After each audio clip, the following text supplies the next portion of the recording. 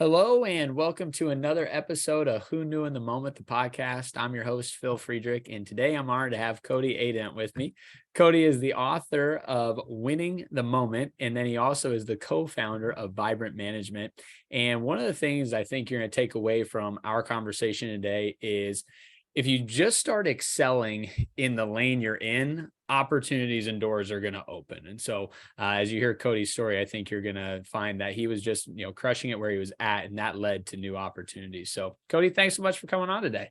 Oh yeah, thanks, Phil. Thanks for having me. I'm excited to be here. Yes, sir. Now, growing up, you're originally from Wyoming and, started playing some sports. So talk a little bit about, growing up in Wyoming. I'm from Nebraska, so we kind of get that little Midwest work ethic, and then also playing sports, that can teach us discipline and competitiveness. So talk a little bit about that in your early years. Yeah, I mean, sports really framed who I am today. I just always loved it from the very beginning, and I wasn't naturally good at it either. It wasn't like I enjoyed it, but I just knew that the other kids were better than me, but it didn't stop me from wanting to play and be involved. And I had a great dad who was always involved and was my coach, and so that helped a lot. And I played in the beginning, I played soccer, baseball, and basketball and football, so I was like doing them all. And it taught you the value of winning and losing and hard work and teamwork and all the joys that it brings and the relationships that you build and how if you work hard for something you get better, because eventually I became good, but it took me a lot of hard work to get there. And I knew, all those countless hours playing on my driveway that had a nasty slant. And growing up in Wyoming, I'd often play, and when there was snow on the court or there was ice, you'd like run down the ice and slide and shoot. And so yeah, it definitely helped mold who I am today without a shadow of a doubt. Yes. Now, at 19, you're finishing up high school, graduating, and you decide, hey, I don't necessarily want to do the college route. I think I want to start a business. So talk a little bit about, was there any entrepreneurial juices in your family? Was there anything that you maybe did at a younger age that got that idea going for you? Yeah, so my parents were teachers when I was younger, but then my dad got into the entrepreneurial game like when I was probably like 12 or so. So I started to see like the ups and downs of that. I saw what could be great about it and what can also be really challenging. Yeah. I always just had it as a kid. Like I think my very first business, I want to say, was oddly enough in second grade, the All Night Midnight Bar. I don't know why I called it that, but I built like in my unfinished basement a little gift shop, and I'd sell my friends my old toys and make them sandwiches and sell my sodas and stuff. And then I made a movie theater at one point. I like build tiered seating in my basement and build VHSs. And then I went and I took like all this food in my pantry and sold it in the wagon to all the neighbors. So it's like I was always looking to start something from as young as I can remember. Now, that's awesome. It's something that I resonate with because I was along the same lines of that, trying to make a dollar, coming up with creative ways to do so. So with any of those early businesses, were there, life lessons or business lessons that you learned early on that once you actually started wanting to do that for like a career, you were able to apply off the get-go? I don't think if there was anything that I learned from my childhood, it was probably like financial awareness. So I got an allowance to buy school lunch. So I got $20 a week. I would be really strategic in what I purchased because I like Jordans and I wanted to collect Jordans, the basketball shoes. Yeah. And so I could get a bagel and cream cheese for $1. And so that's what I would do. And so I'd have $15 left over every week. And that's how I like built my shoe collection as a young basketball player. So it's like, that's really probably the thing that stuck with me, is being aware of like, the balance sheet of my life. I love that. I absolutely love it. Now, yeah. So at 19, you do start a business. So talk a little bit about what you got started there. Yeah, so I started in sales at Best Buy, which I always loved Best Buy as a kid growing up. If you're old enough to remember, Best Buy was super cool at one time. Yes, sir. And we got one in St. George, which was super exciting, and I was pumped. I got like $7 an hour, which was more than the minimum wage. I was really stoked about that too. And I realized like right then, like I was good at sales, and it was natural and easy for me. And then a friend of mine, my business partner Breck, he had left Best Buy and went and started working at a cell phone store called Cellular One. And so he came in, he was like, dude, you got to do this. Like, you're a great salesperson. The money's crazy. Like, you got to come over and do this. So I went over and started working in wireless, and it was awesome. It was like the very beginning when like only one of our phones had Bluetooth, 1.3 megapixel cameras. It was like the wild west of cell phones. And so the company I worked for got bought by Altel, which was a national carrier. They're gone now. And so that presented some opportunities. And so I ended up starting my own store called the Cell Phone Guy. And really for me, it was like I can get, because my parents couldn't afford to give me school, and I wasn't much of a student. Like I never even took the test or anything. I just was never interested in formal education. It just didn't work for me. And so I thought, well, I could get a loan for school, but I just don't see the value in that. If I'm going to get a loan for anything, it's going to be in myself. And so I got a loan and started my first business. I didn't know anything, I just got an old QuickBooks account and figured out how to do it and just hustled my way through it. Now, there's a couple of things I want to go through on that. And one is, making we'll call it the road less traveled choice, right? So what is more commonplace is to figure out a way to go to school, right? Hey, even if it's not for you or parents can't afford it, you just figure out a way to go do it because that's what you're supposed to do. Yeah. And I don't want to go down the rabbit hole of who should or who shouldn't go to college. That's a different day for a different topic. But making a decision that's against the grain or against the norm can be a difficult thing to do if you listen to the outside world, even if you know it's not the best for you. So talk a little bit about that. Someone listening right now is trying to make a life choice and they believe that what they think is best for them is what's best for them. However, it may be against, what certain people in their lives are saying or what the norm is. I think that's such an important thing for listeners to determine is what they actually want. I think too often in life, we're born, we didn't choose our name, we didn't choose where we were born, we didn't choose if our family practiced a particular religion, like it's just given to us and you kind of just accept it.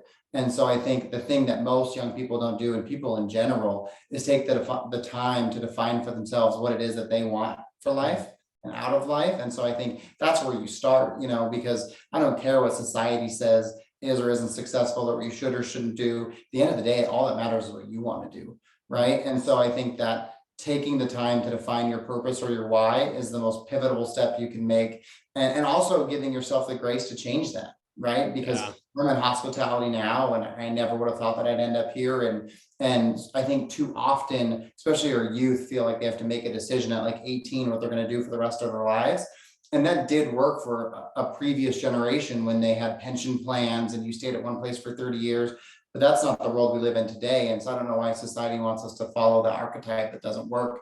And so I would say that, take the time to define for yourself what you really want and go after it. And if it doesn't work, give yourself grace to change your mind and pivot in a new direction.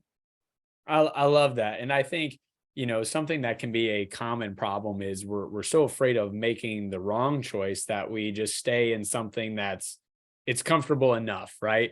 It's good enough. It's not what I'd really want, but it's not bad.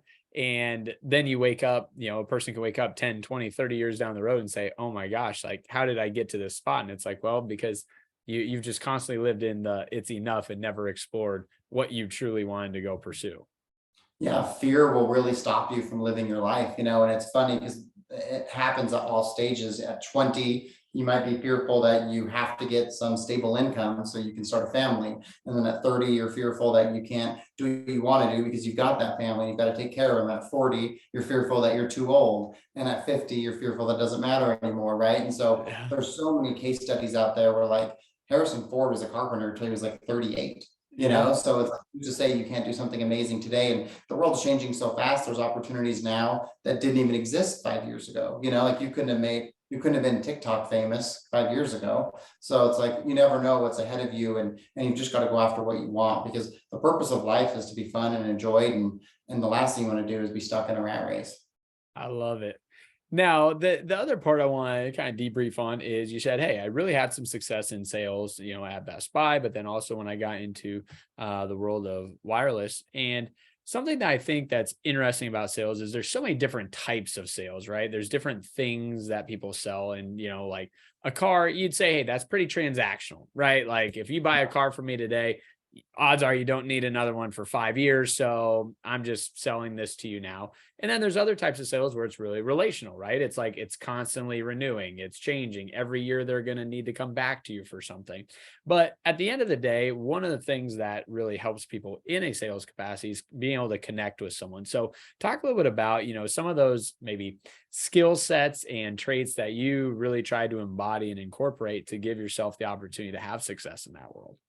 I think at the end of the day, sales is always relationships, right? Even if it's short, even like, so I had a marketing company, and we run concourses and professional and collegiate sporting arenas. And so you literally had like minutes and seconds to build a relationship with someone, right? You didn't get Yeah. to build all this rapport, but the principles are still the same. Smile, be friendly, find some common ground, show interest in them, all the stuff that How to Win Friends and Influence People teaches us, right? But in a really short circuit. And I think when you have a good purpose and you believe in the thing that you're selling, and that the thing you're selling is going to give the person who's purchasing it value, then I think that makes it certainly a heck of a lot easier. So I think make sure you're selling something you believe in, and then just focus on the relationships. Because if you do that, and people buy from people they like, so if they like you, even if they don't necessarily want your service, they're more likely to buy from you anyways. And so I think it was really all relationship driven, building those relationships with the clients, no matter what the capacity of my sale was.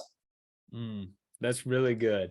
Now, as you were having success in sales in the cellular world, what often happens is companies tab leaders out of that, right? Hey, if you're good at doing the sales, certainly you can teach someone else to be to be good at it. So, talk a little bit about when you added that element to your title, starting to lead others and having to motivate other people to do the task as well.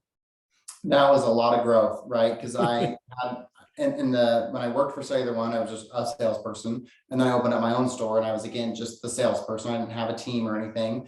And then I sold my business in 2008, which I was really fortunate, right before the financial crisis. And that's when I finally went back into the corporate world. And so I started with a team of 4 people, because I was just in a kiosk in Costco.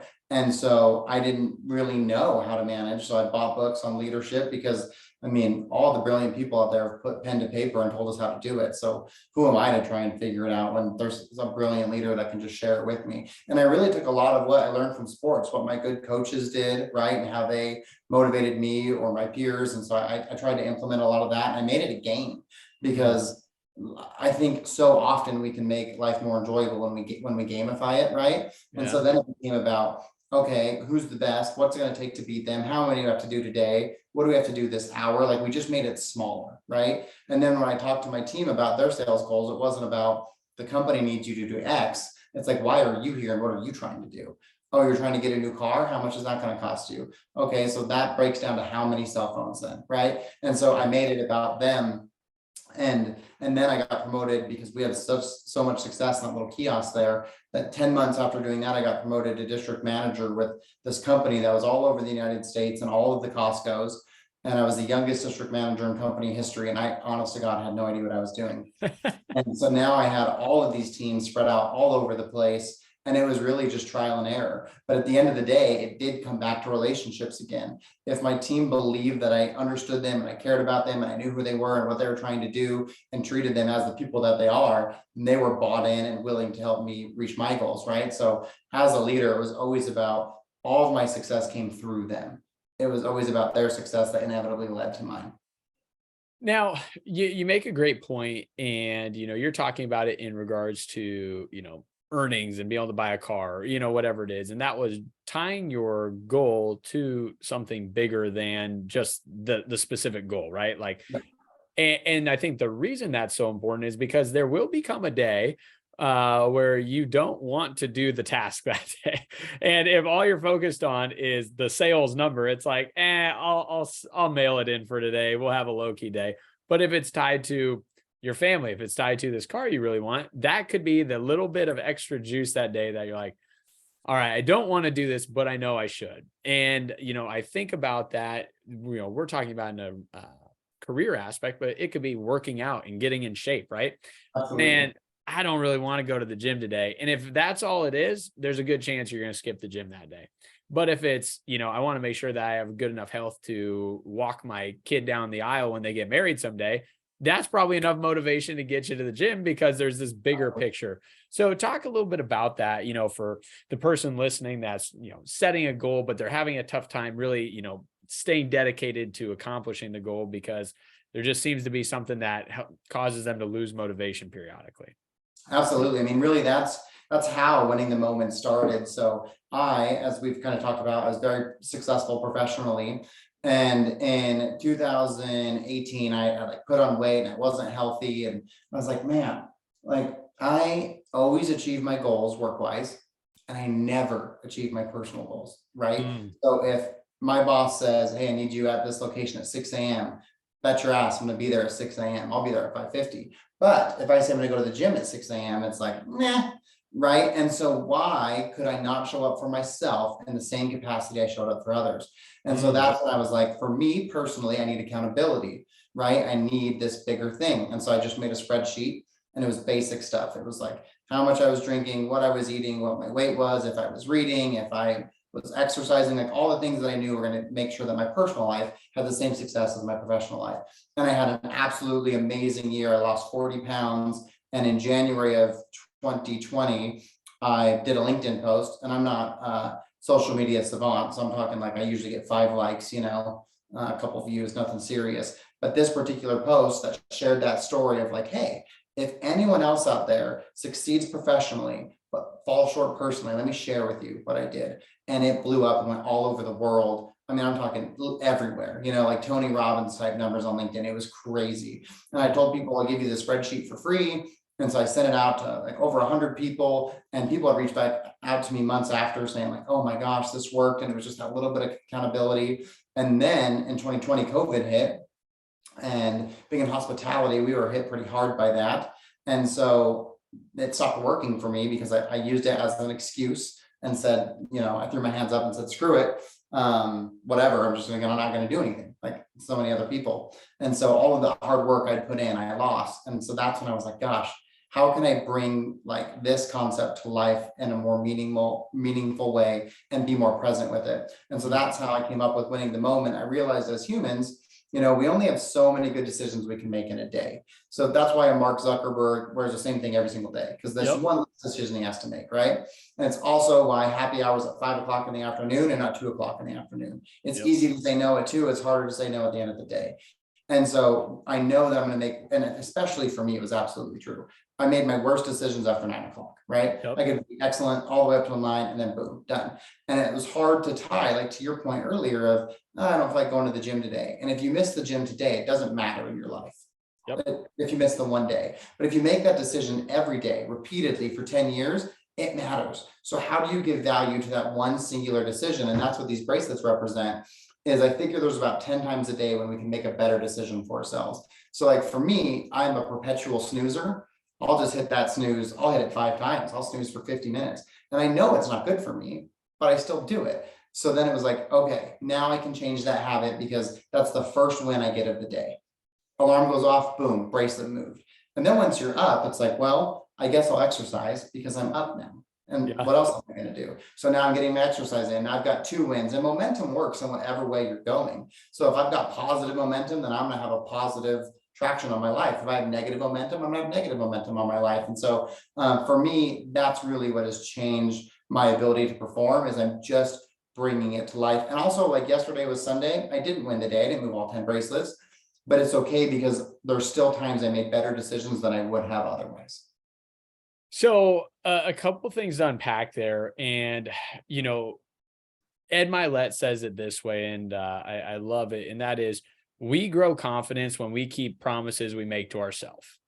And I just believe that wholeheartedly. So talk a little bit about for you, maybe where your confidence was at personally when you weren't keeping those promises yourself, or you weren't accomplishing the personal goals, and where it is at today, personally, after you're more in tune and more dedicated to making choices that are for you, and you're sticking with them. Well, it's just like any relationship you have. If there's someone in your life who always tells you they're going to do something and they never do it, you stop believing that person. No different than ourselves. You stop believing in yourself when you lie to yourself all the time. right? And so if you don't believe in yourself, it's very difficult, damn near impossible to move forward, because anything your mind thinks, your subconscious mind, your conscious mind's like, yeah, no, we're not going to do that, And so Yeah. you've got to be able to keep the word to yourself, because our subconscious drives so much of what we do that we don't even realize it, right? Like when Yeah. you're driving the car and you make it to work, you never really thought about how to get there. Your subconscious just did it. So we've got to bring our conscious to life, and we've got to be present in the moment. And you can't lose that battle with your mind, because it'll fight you, right? Because as humans, we have this prehistoric brain that's been with us for millions of years, and it just wants us to be comfortable, safe, and live. Because before, prehistorically, if you made a bad decision, you would die. Right. That's no longer the case, but our brain doesn't know that. So when we're in bed and it's warm and cozy and comfy, our brain's like, don't get out of bed. Just stay here. You've got food and water and shelter, right? Right. It's trying to convince us to just preserve our lives. But we know now, with all of the creature comforts of the modern times, we got to get out of bed, and we got to put in that work so we can have the life we want to have for as long as we want to have it. And with today's advances in technology, I'm probably going to live to be 100. And I damn near want to have like capabilities when I'm older. I love that. It's so true. That's so good. Now, another piece that you had mentioned was just in regards to, I don't necessarily hold myself to the same standard every day, or I maybe didn't say it that way, but you don't win every day, right? At the same level. And I think that's really important, because there's grace when we don't do it, right? You don't have to beat yourself up for a week and just, oh my gosh, I can't believe I did that. It's okay to have a day. And sometimes it's actually exactly what your body needs. But I think sometimes we start changing the mindset, and our fear is that, but if we skip that one day, I'm going to fall back in the pattern, right? So talk about giving yourself grace if you have an off day, but then also making sure that it doesn't become 10 days in a row. It is just that one day. And that's honestly why I needed the bracelets, because I was that, like, I would say I'm going to go to the gym every day, and I'd go for 2 days, miss one. Then I was like, well, I guess I'll go to the gym next year. Like I blew it. And so too often it was like an all or nothing. Like I tried 75 hard. I did really good the first, like it was like 30 some days. And then I got sick and I couldn't do it anymore. And then so I was like, well, I guess I'll just not do it anymore, which is so counterintuitive to my goal, because obviously I should have just restarted, even if I didn't get the stamp of I did it, obviously better for my health. But my brain was just manufactured in a way that when I failed, I just threw up my hands and said, forget it. But now that I've got this tangibility with my bracelets and I see it every day. So on Wednesday, I drove home from Salt Lake because I was at a jazz game with a client, and I stopped at a gas station. I love Taco Bell. Try not to eat it, but I do love it. And so this gas station had Taco Bell, and I was like, ooh, that would be really good. And I was like, you know what? I'm not going to get it. And then my brain said, get a snack. And so I said, you know what? I'm not going to do that either, because I'd get a bag of sour gummies, and that's not good for me either. So I moved 2 bracelets, right? And yesterday I only ended up moving like 4 bracelets, 4 out of 10.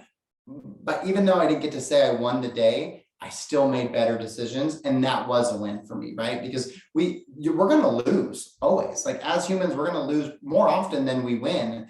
And you've got to be able to look at those losses and say, okay, what value did that give me? How can I still take a win today, even though I didn't accomplish everything I wanted? I had a nice, relaxing day with my family. I watched some football games, and that was still a positive for me. Yes.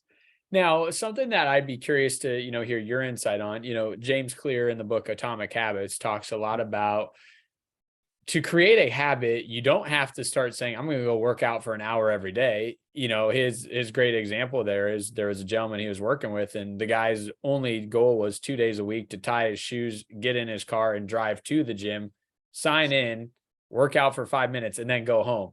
And, you might sit there and go, why the heck go through all that work just to work out for 5 minutes? Like, you're already there, do the hour. But for him, this guy knew, well, I'm not going to work out for an hour, because I'll tell myself, no, I'm not going to go work out an hour. But he's like, I can go work out 5 minutes. Like anyone can do that. And so that's how he created his habit, was by starting with 5 minutes, and then he would drive home. And then I think it was a few weeks later, he would do 10 minutes. And eventually he got to that hour. So talk a little bit about, giving yourself the habit formation and starting small to grow and expand and get bigger.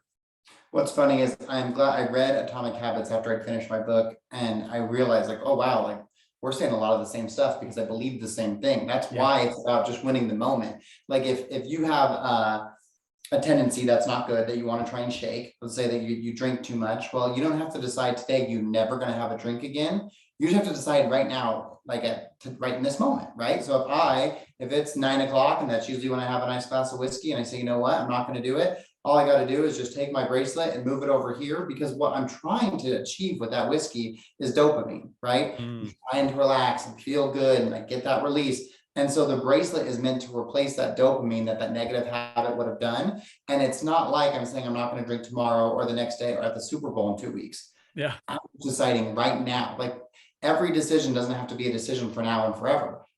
If we're present, which is the only time we can be here, right? Too many of us spend a lot of time in the past and way too much time in the future, which is all wasted energy, because the only time that matters, the only time that's real is right now. So I'm not going to make a decision for 2 weeks from now, or not even tomorrow. I'm just going to make a decision for this exact moment.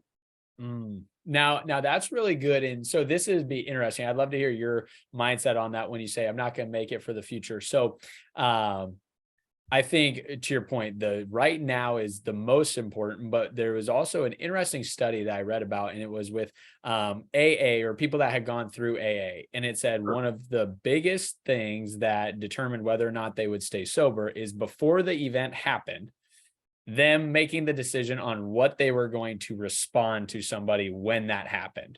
Right. So when somebody came up and says, hey, Cody, could I get you a drink? If they had, before they went to the party, rehearsed, hey, no, I'm not going to have a drink tonight, or, hey, thanks for the offer, but no, I'm not going to do this, they were exponentially more likely to be able to stay sober than if they said, in the moment when the question comes, I'm just going to make up my answer then, because we give into things, right? And so I think about that even from like a workout standpoint. Hey, tomorrow it's supposed to snow. It's going to be really cold outside. And if I'm like, well, I'll just see what I feel like doing in the morning, it's like, dude, it's 4 degrees out, zero chance I want to go outside and, get in my car, drive to the gym. Like, I'm going to decide no at that moment potentially. Whereas if I prep myself for it the night before, like, all right, it's going to be cold tomorrow, that's going to suck, but maybe I need to put an extra sweatshirt out on my bed. So I'll put that on. So when I drive to the gym, I'll stay a little bit warmer. But talk maybe a little bit about that, prepping, even though, yeah, in the moment, that's the most important, but maybe some things like beforehand you can do to get yourself there. Absolutely. So I am an advocate of being present in the moment, but I'm also an advocate. You've got to have a purpose, right? It's like, if this year I'm trying to be healthy, I'm going to work out 5 days a week, or I only want to drink on the weekends, or I'm going to start a podcast, or I'm going to do this, I'm going to do that. You've got to have that big, hairy, audacious goal, like Jim Collins says in Good to Great, right? You've got to have that milestone that's down the road, and I'm working towards this. So that way you can make a positive decision in the moment. Because if you don't have a target, then there's really no weight to the moment, because you can just be like, well, it doesn't really matter, I'll just do it anyways. So you've got to have that impulse. But I think what I've learned going through life is that I thought I could arrive at success, and that's an optical illusion, right? Because we just keep kicking it down the can anyways. And then I realized, well, that's kind of dumb, because if I was successful as like a district manager, then it's not like my life's just over and I just stop. Or that I can keep cashing those checks from 10 years ago. Like, I got to cash today's rent with my efforts from today. I can't pay today's rent with my efforts from yesterday, And so I think that it's really important that you have that thing that you're striving for, that big, hairy, audacious goal. And it should be something that is 50-50, maybe you'll do it, maybe you won't, because you've really got to know, you've got to strive hard to get there. And I think prep and planning is important. Like, I know for me, because I work out at home, I got to get the gym ready the night before, right? So that way, like, there's just no barriers. All I have to do is literally get out of bed and say yes. And then everything is ready to go. Because if not, my mind would start to rationalize and make those excuses, which I've said are lies we tell ourselves, and be like, you don't have to do it today. You can do it tonight. It'll be perfect when you get home from work. I will never work out when I get home from work. It's just not going to happen. But my brain this morning, my brain tried to convince me that I would just work out this evening. And I had to fight that. And it was very difficult in the moment of deciding. But once I got into the workout, it was like, of course I'm doing this. Yes. Well, and I think that's good. And, something that I would just challenge, you as the listener right now is, figure out what it is that you're trying to accomplish, but then also what's your personality. I think There are certain people that can just cold turkey habits, right? They can end or begin and just go full bore. There are other people that are like the guy from Atomic Habits, right? I got to start incrementally. And if I do incrementally, I'll build the habit to get there. And you can only know that for yourself, what your personality is. If you can cold turkey something, great. Maybe that's, what you're going to take away from this is that's what you need to do. Someone else listening says, not a chance I can do that, Phil. All right, well then start formulating these habits so you can get yourself on track for that top goal you have. Absolutely. I think it's so important to understand who we are and how we operate. And that's how I learned that like I can't do an all or nothing. Yeah. Because if I fail, then I feel like I failed it and I'll just quit, So Yeah. I've got to have a little bit of grace in there for myself. Well, and the other thing I would say that you mentioned that I think is really important is when you're aligned with what you're really trying to go for and what your goal really is, then you'll make a decision that aligns with that more often than not, right? Not 100% of the time, but you'll make decisions. But if you don't know where you're trying to go, it's really hard to make the right choice, right? Because you're not sure, well, where is this actually leading me? And I'm not sure where I'm trying to go.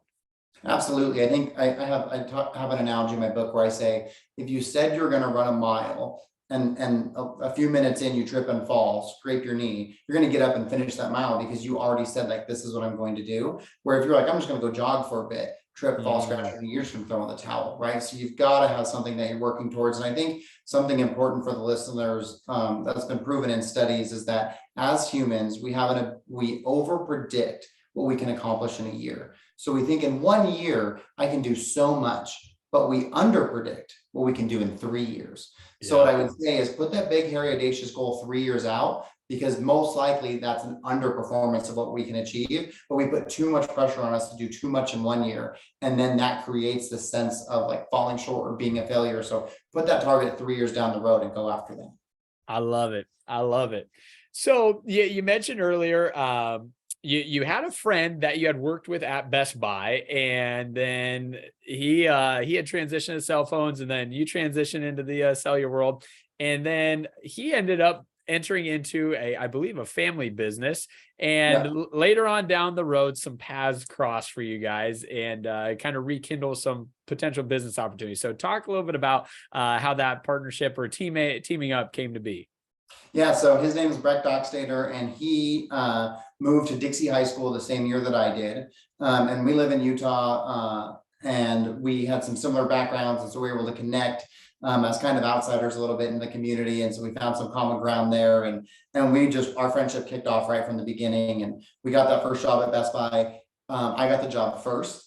And then he got it second, but he knew what I got paid. So he asked for 50 cents more and got it. And so we were always having these little competitions, and we were actually going to be business partners in the cell phone store together, but then some things fell through and it didn't end up working out. And so instead of being teammates in that endeavor, we were adversaries. And I put my store like a Nerf football throw away from where his is going to be. And so we have like this healthy competition.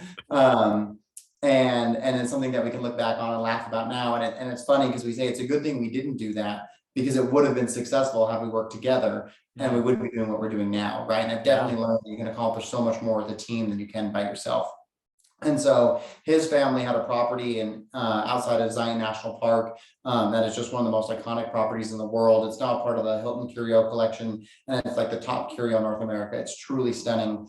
His dad was this visionary hippie who started this property. It's like 32 years ago now. And Brett had wanted to kind of forge his own path and do his own thing, but finally realized he's working at SkyWest, working a terrible shift in the corporate world. And he's like, what am I doing? Yeah. Like, this is dumb. He put on a suit, drove to the Cliff Road and said, I'm here. I'm doing this now. And he took the property and totally took it to a new place. It's unbelievable what he did with that. And so when I had come back from Houston with my marketing company, because my wife just got pregnant with our son, and we wanted to be back home, I was starting a financial practice, and Brett's family had all the success over all those years, but they never really had like their hands on the finances in the way that they wanted. And so he offered me to come on as CFO, and then we realized we wanted to go that Hilton Curio route. And so we didn't know at the time we have to have a management company in order to do that. And so we created Vibrant Management really with the intention of just managing that property. And now this April will be 5 years later. We've got 19 clients all over, from Florida to Utah to Washington to Canada. And so it's just been an amazing journey, and we're really good really good teammates because he's got this really visionary mind. I'm more of an integrator. And so the two together work really well.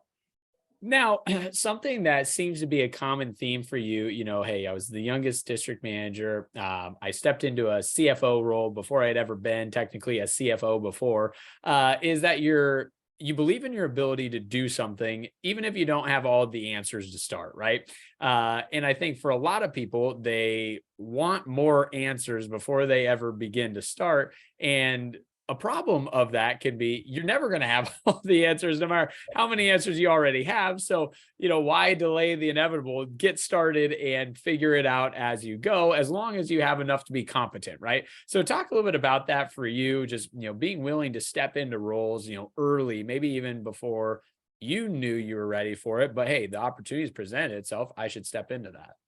Yeah, I think, as I talked about it, I hard learning as a kid, and I didn't have a bunch of guidance in some certain aspects. And I was like, I'm just gonna like read as much as I can. I'm gonna educate myself.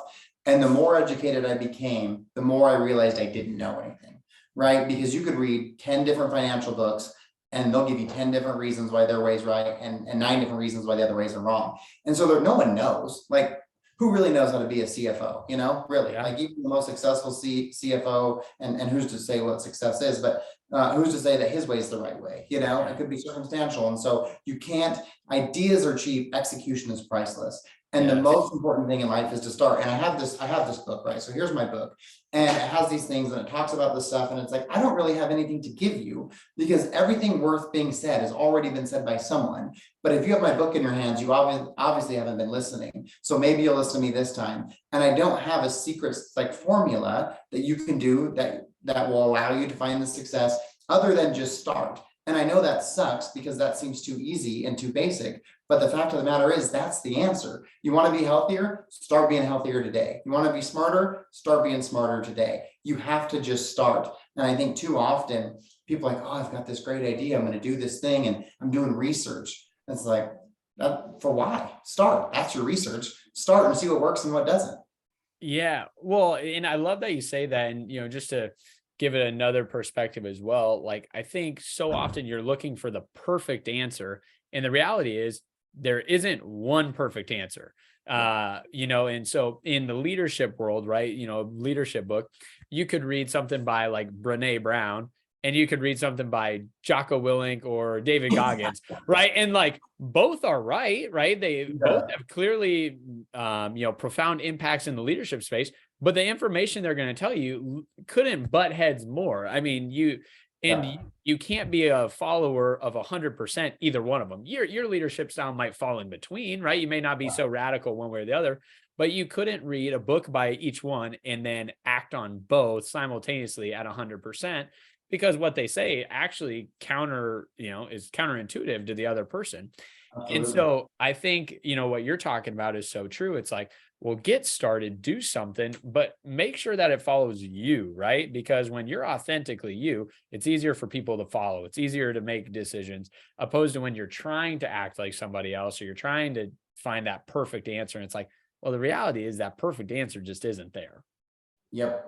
Yeah, and I think that comes back to defining who you want to be, and when you're real, people can tell, and I've read a bunch of books, and so I'm sure that my methodology and who I am is a accumulation of all of those things. I took what worked for me and I threw out what didn't, right? And it's so funny because that example of Brene Brown and like David Goggins is hilarious because it just is so true. And so I think when you realize that, and what I also realize in business is that no one else knows what they're doing either. You talk to some like really successful person and you're like, how did you do it? And like, I don't really know. We got lucky and this went that way and this went that way, and they still have struggles. And so it's like too often we think we're the only ones struggling.